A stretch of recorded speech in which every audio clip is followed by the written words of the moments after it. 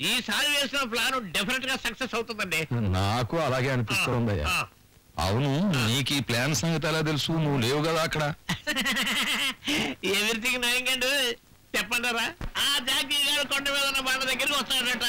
ఈ రాజా సమయం చూసి జేబులో నుంచి జేబురుమాలు తీసుకుని జెండా ఊపినట్టు ఇలా ఇలా ఇలా ఊపుతాడట. అదే సిగ్నల్ అట. అది చూడగానే వాడు బండ దూచేస్తాడట. Mister Viswanatham, if banda is dolling, what kind of sound is coming? రైలు బ్రిడ్జి మీద నుంచి వెళ్తున్నప్పుడు వస్తుంది చూడు, దడ దడ దడ దడ దడ దడ దడ దడ.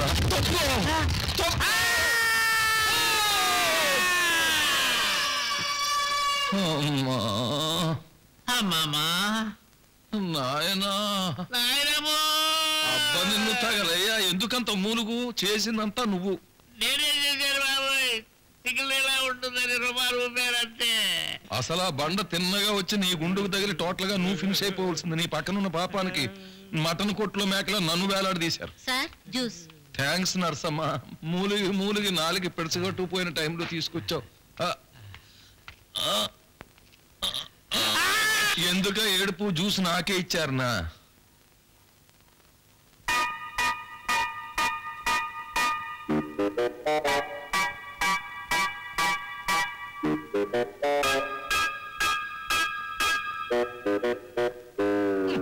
జోగినాథం గారు. ఏమా జ్యూసా? కాదండి, టాబ్లెట్. జ్యూసు నాకు టాబ్లెట్ తగలెట్టు. జోగి చంపేశావు కదరా. అయ్యో, ఎందుకంత అరుపులు? జ్యూస్ ఇచ్చిందిగా, పుచ్చుకోండి. ఏం పుచ్చుకొని ఇచ్చావు? నీ కుళ్ళు. చీ నిక్షేపం లాంటి ప్లాన్ మీ తెలివి తక్కువతనంతో పాడు చేశారు. అసలు మీలాంటి వాళ్ళు మర్డర్ చేయడానికి వేరే మనిషిని పెట్టుకుని అవసరం లేదు. ఒకరు రుమాలు ఊపి రెండో వాడు బండ దొరిలిస్తే ఒకడు చస్తాడు, రెండో వాడు జైలుకి వెళ్తాడు. దాంతో ఉన్న దరిద్రం వదిలిపోతుంది. అయినా ఇక మీతో నాకు అనవసరం అండి. జాకీ వస్తున్నా గురు.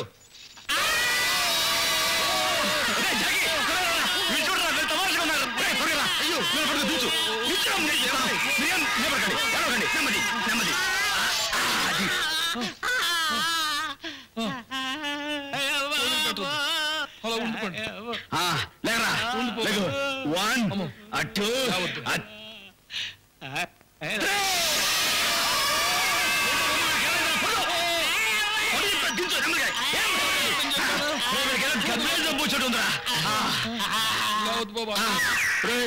అక్కడ పొలము తగ్గించింది ఎవరా? నేనేనండి. లేదు తీస్తా. వస్తున్నా.